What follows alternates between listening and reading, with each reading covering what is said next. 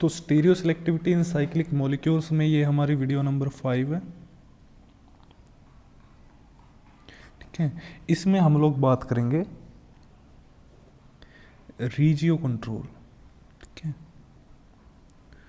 इन cyclohexene या cyclohexane epoxide.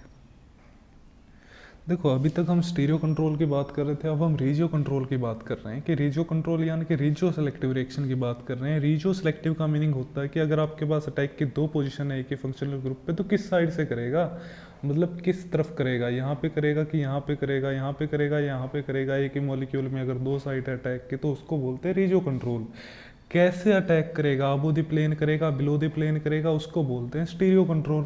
ठीक है, तो इसमें हम बात करेंगे रीजियो कंट्रोल साइक्लोहेक्सेन इपोक्साइड। अच्छा देखो हमने क्या कहा था, पहले तो इपोक्साइड बनाने की बात करते हैं। सपोज करो साइक्लोहेक्सेन है हमारे पास यहाँ पे, और यहाँ पे हमारा ब्रोमीन लगा हुआ है, यहाँ पे हमारा OH लगा हुआ है। ठीक है, सपोज करो ये ब्रोमीन अबो द प्लेन है, ये OH भी अबो द प्लेन है। अगर इसमें हम बेस ऐड करेंगे तो क्या इपोक्साइड फॉर्मेशन होगा कि नहीं होगा। अगर हमारे पास यहाँ पे ब्रोमीन लगा हुआ अबो द प्लेन, यहाँ पे हमारे पास बिलो द प्लेन लगा हुआ है OH ग्रुप, अगर इसमें बेस ऐड करेंगे तो इपोक्साइड फॉर्मेशन होगा कि नहीं होगा। पहले बात करते हैं पहले केस की, फिर बात करते हैं दूसरे केस की। पहले केस में देखो अगर हम चेयर कन्फर्मेशन इसकी बनाते हैं, ठीक है, तो यहाँ पे देखो 1 to 6, वहीं पहली वीडियो वाली फिर से बात आ गई। जब 1 to 6 या 1 4 6 होता है तो इसका मीनिंग होता है एक एक्सियल है और दूसरा क्या है, इक्विटोरियल है। सपोज करो हमने बेस ऐड कर दिया तो यहाँ पे क्या आ गया, नेगेटिव चार्ज आ गया, और यहाँ पे क्या है, ये इक्विटोरियल पोजीशन पे क्या प्रेजेंट है, Br ग्रुप प्रेजेंट है। तो देखो इपोक्साइड यहाँ पे फॉर्मेशन हो ही नहीं सकती इस तरफ, तो क्योंकि यहाँ पे एलिमिनेशन के लिए क्या होना चाहिए, हमने पढ़ा था कि जब भी कोई ग्रुप अटैक करता है, मान लो यहाँ पे अटैक करना है किसी ग्रुप को, यहाँ पे अटैक करना है ऑक्सीजन को, तो ये दोनों बॉन्ड क्या होने चाहिए, एक दूसरे के एंटी होने चाहिए। अगर ये इस साइड है तो ये इस साइड होना चाहिए, तभी अटैक पॉसिबल होता है। लेकिन यहाँ पे तो ऐसा है ही नहीं, एक बॉन्ड ऐसे और एक बॉन्ड इसके अपोजिट है ही नहीं।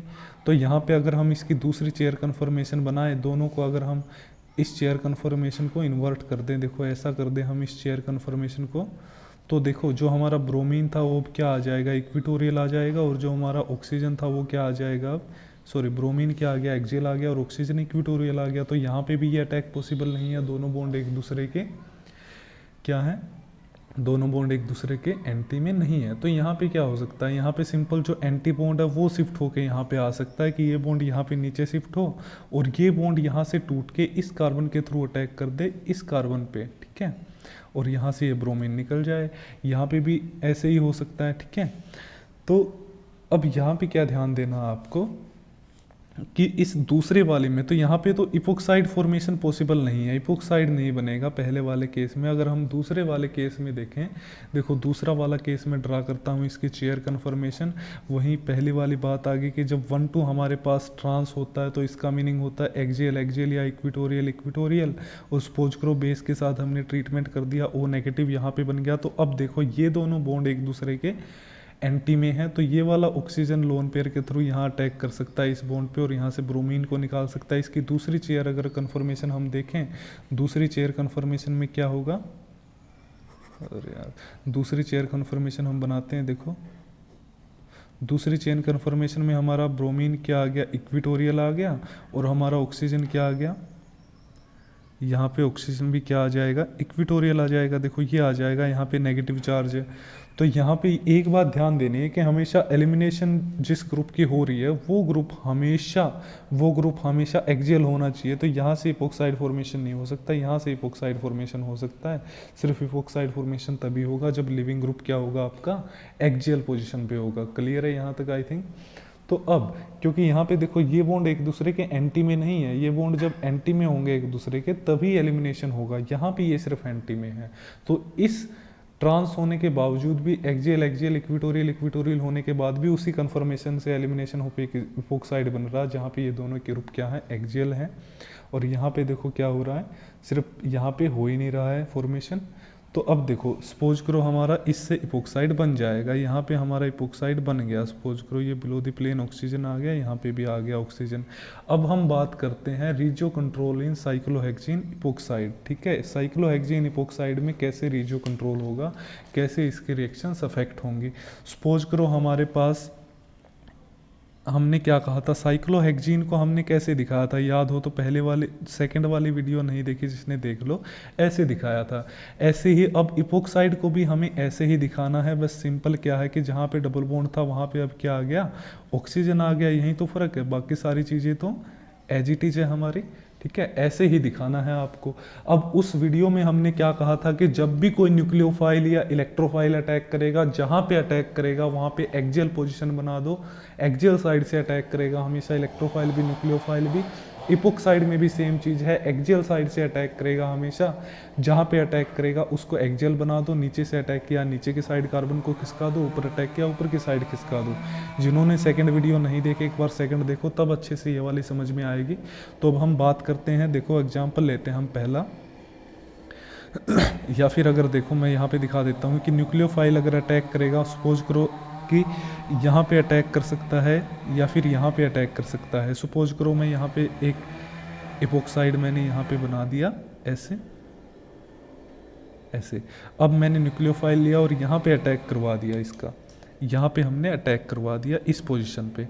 तो हमने क्या कहा था कि जिस पोजीशन पे अटैक कराएंगे उस पोजीशन को क्या बना देंगे, एक्सियल बना देंगे। नीचे की साइड से अटैक किया तो इस पोजीशन को हमने नीचे की साइड ऐसे शिफ्ट कर दिया, और ये वाली कार्बन जो है कहाँ आ जाएगी, फिर ऊपर की साइड आ जाएगी। तो ये दोनों कार्बन है, देखो ये वाली कार्बन और ये वाली कार्बन, नीचे की साइड से अटैक किया, इस कार्बन को नीचे की साइड कर दिया, ये कार्बन ऑटोमेटिकली ऊपर आ गई, बाकी दोनों कार्बन हमारी एज इट इज़ है। तो देखो यहाँ पे न्यूक्लियोफाइल आ गया, यहाँ पे ओ नेगेटिव आ गया, तो ये कौन सी बन गई, ट्विस्टेड बोट फॉर्म बन गई। और सेकंड वाली वीडियो में क्या कहा था, ये नहीं बननी चाहिए।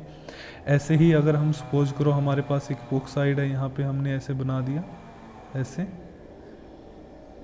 अब अगर हम अटैक कराते हैं इसका यहाँ पे, तो देखो जब यहाँ पे अटैक होगा तो क्या होगा, जिस पोजीशन पे हमने अटैक कराया है, देखो पीछे वाला मैं ऐसे ही बना देता हूँ, ये पीछे वाला हमने ऐसे ही बना दिया। अब ये वाली कार्बन नीचे से अटैक किया इस कार्बन पे, तो इसको हमने क्या बना दिया, एक्सियल, नीचे की साइड कर दिया, क्योंकि नीचे से अटैक किया था इस कार्बन को। ये वाली कहाँ चली गई, ऑटोमेटिकली ऊपर। ये न्यूक्लियोफाइल यहाँ पे आ गया, यहाँ पे ऑक्सीजन नेगेटिव आ गया। तो ऐसे ही ध्यान रखना है कि ये वाली बोट फॉर्म चेयर फॉर्म बनी है, तो ऐसे ही आपको हमेशा चेयर फॉर्म बनानी है। ठीक है, अब हम एक इपोक्साइड लेते हैं। ठीक है, देखो सपोज करो हमने ये इपोक्साइड ले लिया यहाँ पे ऐसे,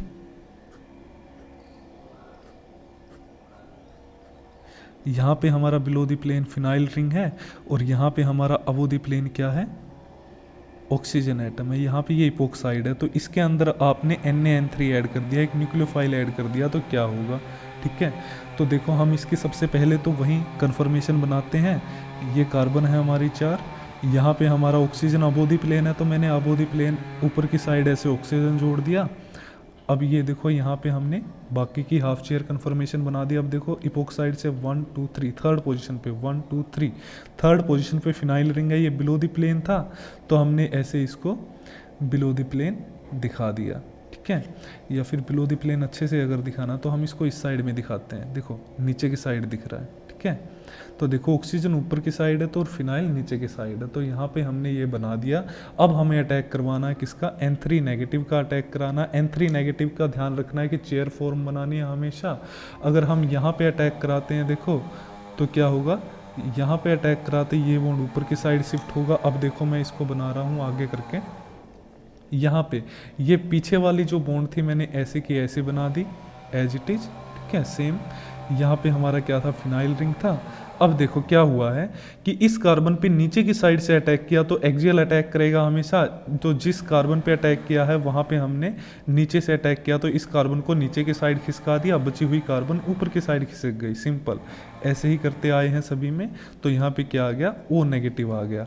अब ये H पॉजिटिव लेके देखो क्या बन जाएगा, यहाँ पे तो N3 है हमारा, यहाँ पे क्या बन गया, OH बन गया हमारा, और यहाँ पे क्या है, pH है हमारा। यहाँ पे नंबरिंग करके देखो 1 2 3 4। तो अब अगर स्टीरियो केमिस्ट्री आप बनाओगे 6 मेंबर रिंग बना के इसकी दोबारा से, तो देखो यहाँ पे फिनाइल रिंग तो क्या था, बिलो द प्लेन था। अब देखो 1 2 3 1 3 एक्सियल इक्वेटोरियल, अगर 1 3 एक्सियल इक्वेटोरियल होता है इसका मीनिंग क्या होता है, हमेशा 1 3 एक्सियल इक्वेटोरियल होता है ट्रांस। तो 1 3 एक्सियल इक्वेटोरियल का मीनिंग क्या हो गया, यहाँ पे ट्रांस हो गया। तो अब देखो यहाँ पे क्या था, कहाँ पे अटैक किया इसने, फिनाइल रिंग से दूसरी साइड अटैक किया। तो देखो 1 2 3 थर्ड पोजीशन पे क्या आ गया, OH आ गया। तो 1 2 3 थर्ड पोजीशन पे क्या आ गया हमारा, अपोजिट साइड में देखो एक्सियल 1 3 एक्सियल इक्वेटोरियल क्या होता है, ट्रांस होता है। तो यहाँ पे अबोधी प्लेन क्या आ गया हमारा, OH आ गया। और 1/4 पोजीशन पे देखो 1 4 एक्सियल इक्वेटोरियल, इसका मीनिंग क्या है, सिस हो गया। तो N3 यहाँ पे बिलो द प्लेन आ गया, तो फिनाइल के सिस में आ गया। ठीक है, तो ये आपको ध्यान रखना। सपोज करो हम इसका दूसरा आइसोमर ले लेते हैं, हम इसका दूसरा आइसोमर क्या ले लिया हमने इसका दूसरा आइसोमर ले लिया कि यहाँ पे हमारे पास बिलो द प्लेन क्या है, हमारा पीएच है। यहाँ पे बिलो द प्लेन ही हमने क्या ले लिया, इपोक्साइड ले लिया है। तो इसके अंदर Na(N3) ऐड करेंगे तो क्या होगा, देखो हम इसकी फिर से वही बनाते हैं। यहाँ पे हमने नीचे की साइड ऑक्सीजन दिखा दिया और ऐसे हमने ये वाला यहाँ पे 1 2 3 थर्ड पोजीशन पे नीचे की साइड ही क्या है, हमारा फिनाइल है। तो अब हमें क्या करना है, N3 का अटैक कराना है। N3 का अटैक आप समझ गए होगे, देख के प्रैक्टिस हो गई होगी कि यहाँ पे अटैक करेंगे ऊपर की साइड से तो चेयर कन्फर्मेशन बनेगी। यहाँ पे अटैक करा दिया, ये बॉन्ड यहाँ पे शिफ्ट हो गया, तो देखो क्या बनेगा, देखो यहाँ पे क्या था, फिनाइल रिंग था ऐसे। तो अब देखो ऊपर की साइड से अटैक कर दिया N3 ने, यहाँ पे N3 एक्सियल आ गया, यहाँ पे ऑक्सीजन एक्सियल आ गया, तो H पॉजिटिव लेके OH बन जाएगा। अब देखो नंबरिंग कर देता हूँ मैं यहाँ पे 1 2 3 4। ठीक है, तो अब अगर इसकी चेयर कन्फर्मेशन हम बनाएंगे तो देखो फिनाइल रिंग कहाँ पे था, हमारा बिलो दी प्लेन था, यहाँ पे बिलो दी प्लेन हमने रख दिया फिनाइल रिंग को। अब देखो 1 2 3 1 पे इक्विटोरियल, 3 पे एक्सियल। 1 3 एक्सियल इक्विटोरियल जब होता है तो उसको हम बोलते हैं ट्रांस। तो यहाँ पे ट्रांस पोजिशन पे क्या आ गया, यहाँ पे क्या आ गया, N3 आ गया। और 1 2 3 4 फोर्थ पोजीशन पे क्या है, OH ग्रुप है। 1 4 एक्सियल इक्वेटोरियल का मीनिंग क्या हो गया, सिस हो गया। तो यहाँ पे OH ये वाला बन गया। तो देखो इसमें तो ये प्रोडक्ट बना है और इस पहले वाले रिएक्शन में हमारा ये प्रोडक्ट बना है, दोनों अपोजिट हैं। यहाँ पे N3 है, यहाँ पे OH है, यहाँ पे देखो यहाँ पे OH है, यहाँ पे N3, और स्टीरियो केमिस्ट्री भी अलग है। तो इस तरह से आपको ध्यान रखना है कि इपोक्साइड में कैसे हम स्टीरियो केमिस्ट्री को कंट्रोल कर सकते हैं। तो ये होने के बाद इपोक्साइड में रेजियो कंट्रोल, उसके बाद हमारी 2-3 वीडियो बची हैं। एक तो हो गया, एक तो बची है स्टीरियो सेलेक्टिविटी इन बाईसाइक्लिक कंपाउंड, और दूसरा हमारा बचा फ्यूज्ड रिंग और सिस डेकालेंस। फिर एक रिवीजन क्वेश्चन हम करेंगे, फिर हमारा चैप्टर कंप्लीट हो जाएगा। So thank you for watching. जिन्होंने पहले वीडियो नहीं देखे इसको सीरीज में देखो चैप्टर को, ठीक है। तो आई थिंक मुश्किल से 2 घंटे के बनेंगे सारे वीडियो, 2 घंटे में ये चैप्टर कंप्लीट कर सकते हो, ठीक है। So thank you for watching.